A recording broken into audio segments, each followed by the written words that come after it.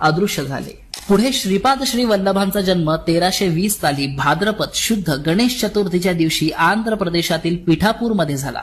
चमत्कार असा की श्रीपाद मातेच्या गर्भातून साधारण बालकाप्रमाणे जन्मास न येता ज्योती स्वरूपाने अवतरले। जन्म होताच क्षणी महाराणी सुमती मूर्छित झाल्या। प्रसूतीगृहातून मंगलमय वाद्याची ध्वनी ऐकू येऊ लागली। थोड्याच वेळात आकाशवाणी झाली व सर्वांना बाहेर जाण्याचा आदेश झाला। श्रीपादांच्या सानिध्यात 4 वेद, 18 पुराण आणि महापुरुष ज्योती स्वरूपाने प्रकट झाले व पवित्र वेद मंत्रांचा घोष बाहेर सर्वांना ऐकू येऊ लागला। थोड्याच वेळाने सर्वत्र शांतता पसरली। या अद्भुत घटना बाप्पन्ना आर्यांना सुद्धा अगम्य आश्चर्यजनक वाटल्या।